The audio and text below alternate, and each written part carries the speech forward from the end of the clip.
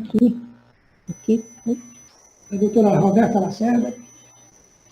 Eu gostaria de anunciar a próxima palestra, que é Covid-19, como doença sistêmica, as repercussões dos sistemas respiratórios, vascular, digestivo, renal e neurológico, pelo Dr. Weber Xavier.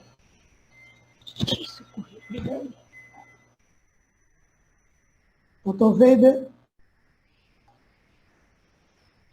ele é clínico formado em clínica médica, tem especialidade em medicina de urgência, tem passagens frequentes pelo Massachusetts General Hospital e professor de medicina da Unicristos. Dr. Weber sempre foi um destacado aluno do nosso curso de pós-graduação no Hospital Geral de Fortaleza. Com a palavra, o Dr. Weber. Bom dia. Eu queria agradecer o convite ao Dr. Janedson e ao Dr. Pedro Henrique para participar de forma honrosa desse tema, que é a Covid-19.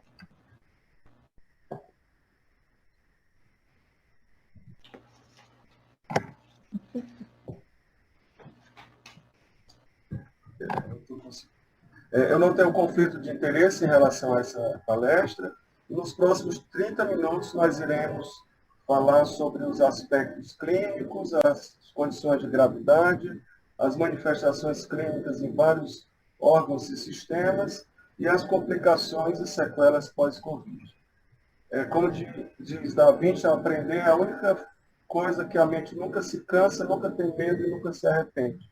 Eu queria agradecer imensamente aos nossos ex-professores, o professor Irã Rabelo, o Dr. George Magalhães, Dr. Otto, Dr. Anastácio, Dr. Flávio Leitão, entre tantos que compõem essa academia.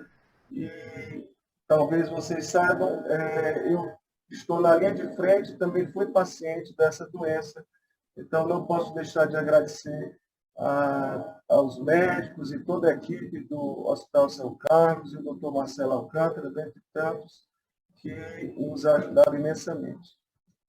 Em 2018, eu escrevi um artigo no O Povo, alertando sobre a preocupação entre nós, clínicos e intensivistas, da possibilidade de muitas pessoas precisarem de ventilação mecânica e a questão se realmente estávamos preparados para uma possível pandemia. Esse artigo no JAMA mostrou que o mundo inteiro se curvou à Covid. Hoje é a terceira causa de morte nos Estados Unidos, somente perdendo para a doença cardíaca e a neoplasia. Então, a Organização Mundial de Saúde, na sua definição da doença pelo coronavírus, descrevia como se fosse uma infecção do trato respiratório.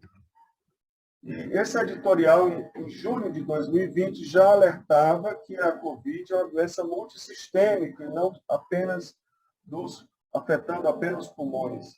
Além disso, é uma doença extremamente estranha, porque o vírus ignora se faz calor, se faz frio, ou seja, o ambiente, como bem falou o professor Fernando, é uma doença realmente bastante diferenciada.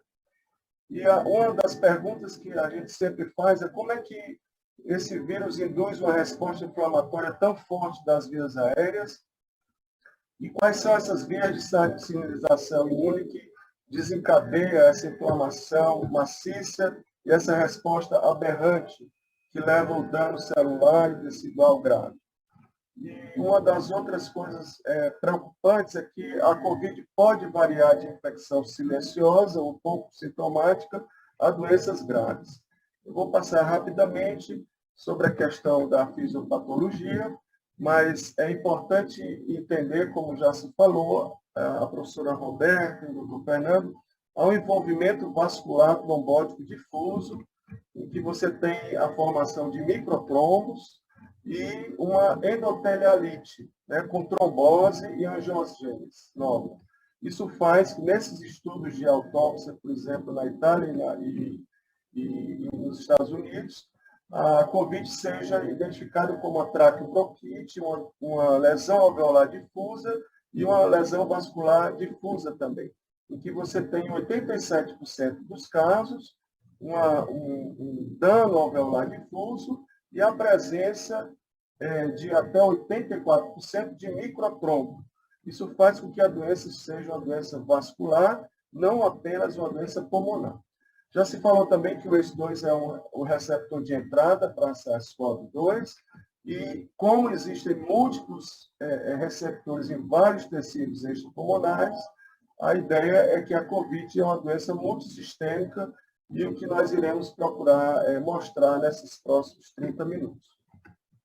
Os sintomas descritos nesse estudo do New England na China, que envolveu muitos pacientes, eles relataram em 56%, por exemplo, uma temperatura menor do que 37,5%, e em apenas 3% uma temperatura acima de 39%.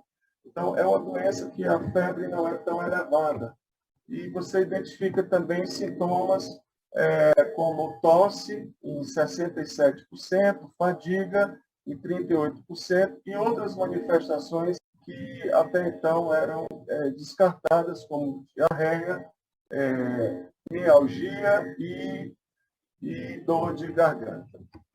Então, os sintomas principais seriam febre em 88%, tosse, mialgia, fadiga e expectoração, dispneia, além de dor de cabeça, diarreia, vômito e náuseas em um fator menor. Esse estudo americano mostrou que em quase 70%, os sintomas de febre, tosse e falta de ar foram os mais prevalentes nessa estatística em Nova York. Aqui no Ceará, esse estudo observacional identificou em 36% a dor de cabeça como sintoma mais prevalente, seguido de tosse, fraqueza e febre. O CDC alerta para esses sintomas, que são variáveis e que podem aparecer em até 14 dias após a exposição do vírus, e a gente utiliza essa tabela para alertar os pacientes sobre quais os sintomas que eles estão apresentando, de uma forma de ficar acompanhando e monitorando esses sinais clínicos. Quão grave é a doença e como evolui? Na China, esse estudo que foi publicado no JAMA mostrou que em mais de 44 mil pacientes infectados, 81% evoluía de forma leve, 14% de forma grave e 5% de forma crítica. Na realidade, uma taxa de letalidade em torno de 2%, que se transformou ao longo desse ano. Além do tempo dos sintomas do COVID grave, você tem o início dos sintomas, um período de incubação médio em torno de 5 dias, e a partir dos sintomas iniciais, você tem em torno de 7 a 14 dias para, em 40% dos pacientes sintomáticos, desenvolver dispneia e alertar para a possibilidade daqueles pacientes que podem evoluir para a necessidade de cuidados de terapia intensiva e uma resposta inflamatória difusa. Dentre os fatores de risco, no início dos trabalhos publicados pela China, nesse estudo de corte retrospectivo, em mais de 100 pacientes, a hipertensão foi o fator de risco mais comum, seguido por diabetes e doença coronariana. Hoje já se sabe que esses fatores de risco são múltiplos, a obesidade fazendo parte importante, assim como a doença renal crônica, a neoplasia e a diabetes. Dentre as comorbidades no estudo aqui em Fortaleza, a prevalência maior foi em pacientes com doença cardiovascular, incluindo hipertensão arterial, diabetes e doença pulmonar crônica. Em relação ao tipo sanguíneo, existem estudos controversos. Esse estudo no New England, um estudo baseado no genoma, identificou como um grupo o grupo A com maior risco. Esse outro estudo do Annals de Hematologia mostrou que não tinha relação à necessidade de intubação ou risco de morte, o tipo sanguíneo. Então, isso serve de alerta para pacientes com certas comorbidades, que a gente precisa ter uma maior vigilância e um maior acompanhamento de perto para esses pacientes que podem complicar mais. Naturalmente que a saúde está intimamente ligada à economia, e um dos fatores de risco realmente é a discrepância social, como mostra bem esse ensaio americano, em relação à economia, ao poder de compra, e que expõe pessoas mais vulneráveis à doença. Então, quais seriam essas manifestações clínicas nos vários sistemas orgânicos? A apresentação inicial, que caracteriza-se principalmente por febre, tosse e dispneia, seria de uma infecção respiratória e uma pneumonia, que fica difícil, não há características clínicas específicas entre a gripe e o resfriado, o coronavírus, como nessa tabela proposta pelo Ministério da Saúde, e fica realmente difícil identificar e fazer esse diagnóstico diferencial apenas na apresentação. Esse estudo chinês mostrou que, dentre os pacientes que desenvolveram pneumonia, a maioria apresentou febre, fadiga e tosse seca. Então, esses seriam os 3 sintomas de alerta para os pacientes que persistem tossindo, com fadiga e com febre, para procurar o serviço de emergência. Sabe-se também que a infecção pode ser assintomática, até 1/3 desses pacientes podem ser assintomáticos, e alguns estudos mostram que 40% a 45% das infecções de pessoas com SARS-CoV podem transmitir o vírus sem saber, talvez até por mais de 14 dias.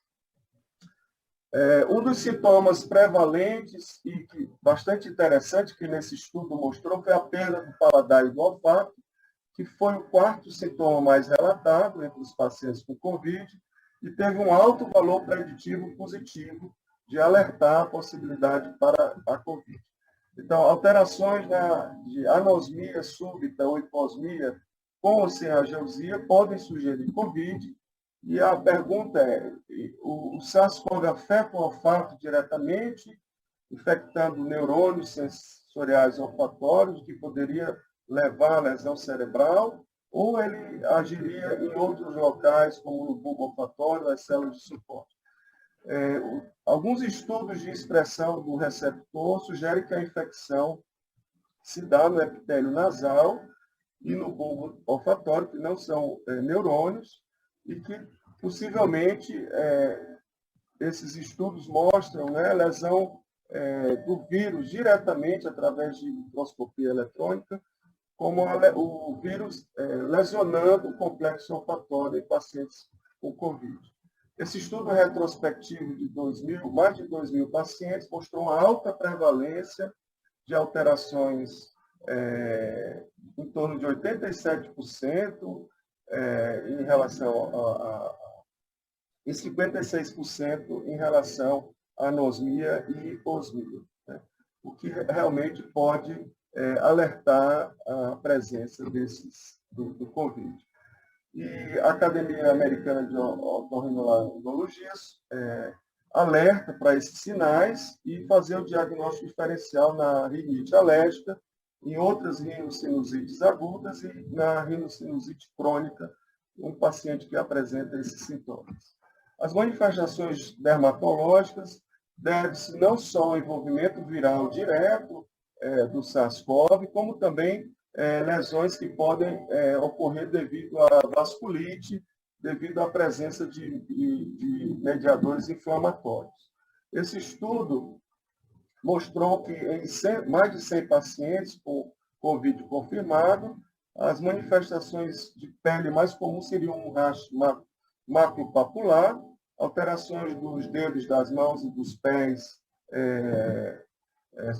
de alterações da coloração e urticária. E aqui nós temos exemplos do rash maculopapular, do rash eritematoso, das múltiplas formas do rastro da Covid, não só urticariforme, mas de outras formas. Nós temos as alterações chamadas pérnio semelhante a pérnio, os dedos COVID, que tem o edema, tem as alterações de coloração, inclusive com arroxeamento, e esses eritemas semelhante à lesão pérnio em pacientes também com COVID. As lesões urticariformes são descritas, e essa revisão de mais de 700 pacientes em 31 países identificou a presença dessas manifestações dermatológicas com esse padrão de gravidade. Então, você teria o pérnio, que seriam as manifestações menos graves, podendo evoluir para manifestações vesiculares, morbiliformes, até púrpura retiforme, traduzindo coagulopatia. Então, a púrpura retiforme seria um sinal de gravidade, a gangrena seca também, e esse é o paciente nosso que morreu de embolia pulmonar e apresentou essas alterações graves de livedo reticular. Convém destacar que o paciente estava anticoagulado e mesmo assim desenvolveu embolia. E não esquecendo das lesões que o pessoal da linha de frente, que realmente é muito desagradável a presença da máscara, dos aventais e dos EPIs em todos nós. As manifestações digestivas são comuns, há relatos de diarreia em torno de 8% a 12%. Isso deve-se à alta expressão do ACE2 nas células intestinais dos enterócitos, mas não nas células caliciformes, nem nas células imunes intestinais. Essa alta expressão do sistema do ACE2 na superfície do intestino delgado poderia levar a essas manifestações que essa revisão sistemática e meta-análise reportou muito em torno de 7% para a diarreia e em torno de 4,6% para náusea e vômito. Assim também como alterações na ST e na LP, dentre os pacientes com COVID. As complicações podem haver em torno das transaminites, ilho grave e também isquemia mesentérica que esses pacientes podem apresentar. Existem alterações tanto diretamente do SARS-CoV nos hepatócitos, como também da tempestade de citocinas induzida pelo SARS, e alterações da pressão arterial direita e do retorno venoso, que levam a alterações hepáticas pelo COVID. O COVID também afeta a questão endócrina, e você pode ter alterações desde alterações na tireoide, como também alterações no diabetes, relevando a hiperglicemia e a descompensação do diabetes. A COVID se manifesta também nos rins, através de proteinúria, hematúria e necrose tubular aguda. E esse estudo publicado no JAMA mostrou que é comum a pacientes hospitalizados com COVID, em torno de até 57%, e nos pacientes mais graves admitidos em UTIs, há uma prevalência maior da lesão renal. Então, a lesão renal seria um marcador de gravidade. Em pacientes que têm COVID com os que não têm COVID, os estudos sugerem que esses com COVID desenvolvem uma forma mais grave, têm maior necessidade de diálise, apresentam menos recuperação renal dentro do hospital e podem evoluir para a doença renal crônica. Então, essa lesão renal tanto pode ser diretamente pelo vírus, pelo efeito citopático viral, como também efeitos indiretos através da resposta inflamatória da tempestade de citocinas desses pacientes. Estudos genéticos mostraram que o podócito e o túbulo proximal, pela riqueza dos receptores ACE2 e PMPRSS, são fatores que levam à expressão maior do podócito do túbulo proximal a ser lesionado. Esse estudo, também publicado no JAMA, em mais de 5 mil pacientes hospitalizados, identificou 22% com insuficiência renal e necessitando de diálise. Então, os trabalhos mostram que mais de 20% dos pacientes hospitalizados necessitam, né, de diálise e mais de 50% dentre os pacientes de UTI. As manifestações neurológicas são muito prevalentes. Há relatos de em torno de 40% no início do COVID, em torno de 60% na hospitalização e 82% em qualquer período da doença.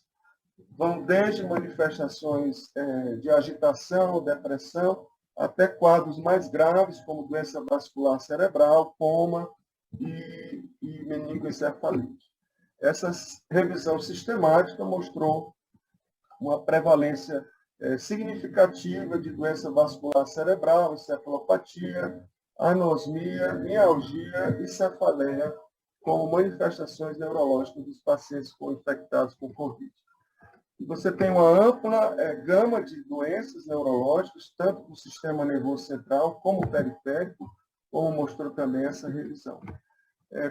O vírus afeta o cérebro, e essa é uma proposição que foi feita pelo JAMA também, através das células endoteliais capilares cerebrais. Isso leva a uma neuroinflamação com liberação de citocinas, a uma alteração protrombótica com formação de microtrombo, ativação da cascata de coagulação e leva a alterações de neurotransmissores e lesões neuronais e, naturalmente, envolvendo sintomas neuropsiquiátricos que podem ser desenvolvidos pela COVID. Esse estudo da Nature mostrou que 3 categorias de sintomas mais frequentes poderiam ser observados, como principalmente a fraqueza muscular, a redução da força muscular dos membros, né, a cefaleia, a anosmia e a hipogesia. Pacientes podem desenvolver ansiedade e depressão. Vários estudos mostram que pode haver mais de em torno de 18% nas primeiras 2 semanas, até 3 meses após o diagnóstico. Então, a COVID é uma doença que realmente leva a manifestações extrapulmonares, das mais diversas, e no exame físico é muito pobre, a ausculta é relativamente benigna ou silenciosa, você pode observar febre, uma taquipneia, uma redução da saturação de oxigenação, se esse paciente já tiver o pulmão comprometido. Em relação aos sintomas, os estudos chineses realmente são muito baixos a presença de alterações clínicas, como alterações na orofaringe, linfonodos e a presença de rãs. Os exames laboratoriais, o que a gente tem visto mais e que é mais descrito é a linfopenia, como vocês veem nesse hemograma. A presença importante de linfopenia é um sinal de alerta, além de outras alterações. Nesse fluxo do paciente internado, vocês veem aqui na curva azul os pacientes que sobreviveram. Então, o aumento do dedímero, a queda do linfócito, o aumento da interleucina 6, que a gente não consegue dosar com frequência, o aumento da ferritina, o aumento da troponina e o aumento do LDH são marcadores de um prognóstico mais difícil e que deve ser utilizado para monitorar esse paciente. Dentre os exames de imagem, os principais achados são aqueles descritos de pneumonia atípica, e a imagem tem uma sensibilidade limitada, você pode ter pacientes em até 18% normais, o raio-x no início. O envolvimento bilateral é comum e você tem essas alterações de opacificação em vidro fosco e até consolidação, como se fosse uma pneumonia lobar. Lembrar que o raio-x normal ele não invalida o protocolo do paciente ser atendido. Nessa série de casos em pacientes em Nova York, por exemplo, até 24, mais de 24% dos pacientes não mostraram alterações radiográficas. A tomografia também negativa não exclui COVID e uma tomografia normal não é específica. A imagem pode ser útil quando você tem um agravamento do quadro pulmonar, como esse paciente, por exemplo, que tinha um comprometimento de mais de 90% do pulmão à tomografia. A tomografia não é específica e pode sobrepor a outras infecções e também pode lembrar tanto influenza como SARS e MERS. Esse é um aforismo muito conhecido por nós. Lembrar que pneumonia atípica na comunidade é importante fazer o diferencial contra legionela, clamídia, micoplasma e coxiela. E, naturalmente, o diagnóstico diferencial envolve também outros vírus, não só o COVID. Infecções duplas, virais, bacterianas e fúngicas foram encontradas em pacientes com COVID, por isso o teste positivo não exclui COVID e vice-versa. A presença de co-infecções fúngicas e bacterianas em torno de 8% apenas, durante a admissão hospitalar, segundo esse estudo, e outros vírus, como o vírus sincicial respiratório, o rinovírus, o enterovírus e outros coronavírus são também co-infectantes, como outros patógenos respiratórios, além do COVID. Nós temos um grau de gravidade e evolução da doença, a forma assintomática, a forma leve, que você teria sintomas leves, como febre, tosse, mas sem dispneia, a forma moderada, que você tem evidências radiológicas de infecção respiratória, mas o paciente não está hipoxêmico. E a forma grave, em que você tem hipoxemia e um maior esforço respiratório, traduzindo pela taquipneia, e um infiltrado pulmonar acima de 50%. E o paciente crítico, que já apresenta disfunções múltiplas de órgão, como choque e SARA. E a tempestade de citocinas, em que você tem um grave comprometimento multissistêmico e multifuncional, em que o paciente realmente fica bastante inflamado. A lesão pulmonar, como nós já vimos, ela tem alterações de microangiopatia e microtrombos e também de lesão pulmonar aguda. Dentre as complicações, a SARA é a das mais temidas e ela pode desenvolver em até 20%, numa média de 8 dias, segundo esses estudos, e também em alguns pacientes com fator de risco, como já foi citado. Em relação a complicações cardíacas, esse estudo mostrou uma prevalência de 17% de arritmias, 7% de lesão cardíaca aguda e 9% de choque.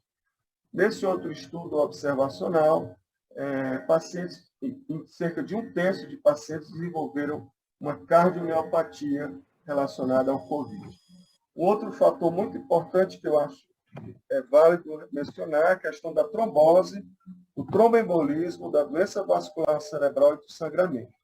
A presença de TVP nesses pacientes e embolia pulmonar varia de 27% a 69%, de acordo com esse estudo observacional, e podendo evoluir até 23% para embolia pulmonar. Vale ressaltar que, apesar da profilaxia da anticoagulação, 15% dos pacientes desenvolveu TVP até 2 dias após a admissão da UTI. O paciente também não só trombosa, como sangra. Então, o risco de sangramento e de taxa de sangramento varia de quase 5% até 2%. Para finalizar, eu queria falar um pouco sobre a síndrome pós-Covid. Esse é um estudo de revisão muito interessante que fala sobre as complicações na linha do tempo a partir das 4 semanas, em que você tem múltiplos sistemas envolvidos, como fadiga, tosse, dispneia, alterações psiquiátricas, como ansiedade, depressão, alterações de palpitação do peito, queda de cabelo e que podem perdurar até por 6 semanas.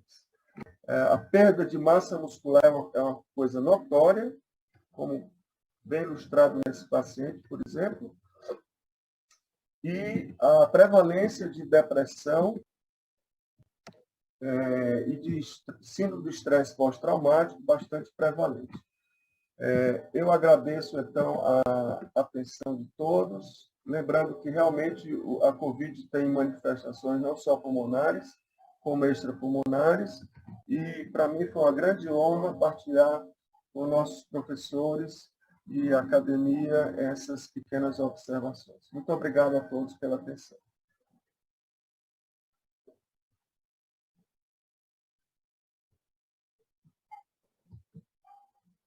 Obrigado, Velho, pela sua maravilhosa exposição. Você confirma a expectativa que nós sempre tivemos em relação ao seu desempenho. Sempre foi brilhante como foi agora. Dando sequência, nós teremos a última